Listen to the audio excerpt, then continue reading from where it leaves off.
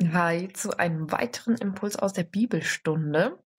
Heute bei gelbem Licht. Es macht gar nichts. Es geht nämlich um Kämpfe. Und zwar Kämpfe, von denen du im ersten Moment denkst, hey, ich kämpfe gegen Fleisch gerade. Das muss fleischlich sein. Emotionen, Appetit, sich nicht zügeln können. Such's dir aus. Und wenn wir dann tiefer gucken, was ist das für ein Kampf? Ich bin bei Epheser gelandet und da stelle ich fest, es ist vermutlich gar kein Kampf gegen mein Fleisch. Denn Paulus sagt da ganz klar in Vers 12, denn unser Kampf richtet sich nicht gegen Wesen von Fleisch und Blut, sondern gegen die Mächte und Gewalten der Finsternis, die über die Erde herrschen, gegen das Heer der Geister in der unsichtbaren Welt, die hinter allem Bösen stehen. Okay, schon mal nice to know, so.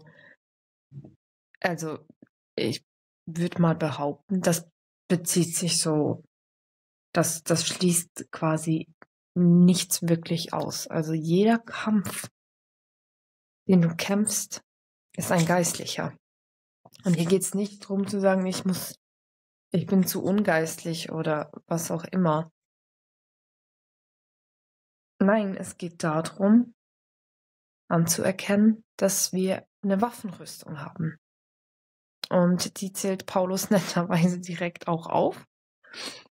Und wenn wir das uns zu Herzen nehmen und die Waffenrüstung täglich anziehen, ich glaube, ich habe es noch nicht ausprobiert, weil ich es gerade erst festgestellt habe, aber ich fühle das im Herzen und ich glaube dass jeder Kampf deutlich leichter wird. Ich werde es morgen anfangen zu testen, das bewusst als Ausrüstung in den Tag zu nehmen. Nicht nur morgens zu sagen, bitte benutz mich heute, Gott, damit dein Königreich hier hinkommen kann, hier runterkommen kann. Gebrauche mich für deinen Willen, sondern auch ganz bewusst zu sagen, hey, das ist die Ausrüstung, die ich habe und die nehme ich heute mit. Wir haben da, wo ist denn jetzt meine Liste? Ich sag's nochmal, Epheser 6.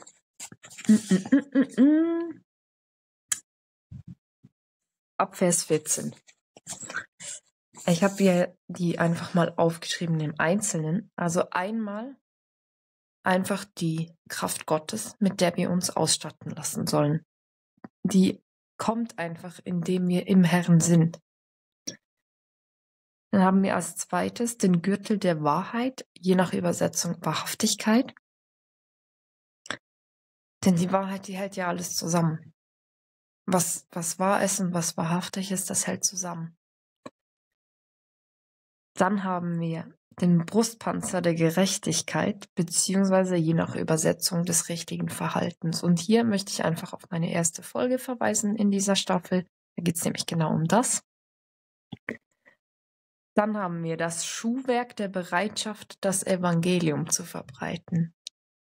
Also diese Bereitschaft, wirklich das Evangelium rauszubringen, wie ein Schuh jeden Tag anzuziehen. Und ich finde das Ich finde das so genial, weil ich liebe bildreiche Eselsbrücken. Heißt, wenn ich mir die Schuhe anziehe, um rauszugehen,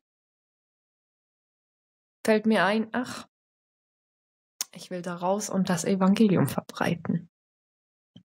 Dann den Schild des Glaubens und der Treue, denn der hält diese ganzen Pfeile fern von dir. Angst, Scham, Selbstverdammnis wird alles ferngehalten. Und der Helm der Rettung, das ist Gottes Wort. Also die Bibel lesen, in dich aufnehmen, die Worte mit in den Tag nehmen und immer wieder daran denken, was du gelesen hast. Mit diesen Waffen bist du ausgerüstet für diese Kämpfe. Und ich sag's nochmal, dieser Kampf, der richtet sich gegen die Mächte und Gewalten der Finsternis, die über die Erde herrschen, gegen das Heer der Geister in der unsichtbaren Welt, die hinter allem Bösen stehen, hinter allem Bösen. Dieses Wort alles ist wichtig. Alles Böse.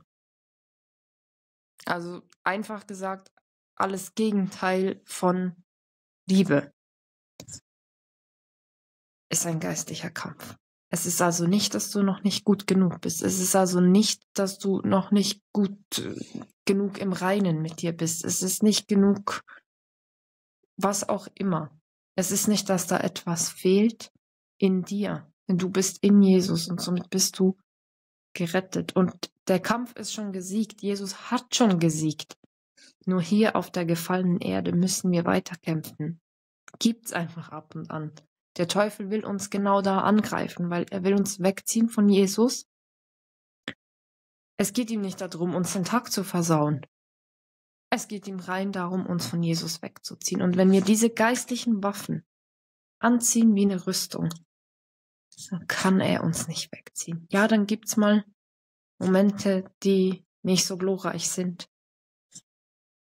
Aber gesiegt sind wir schon. Amen.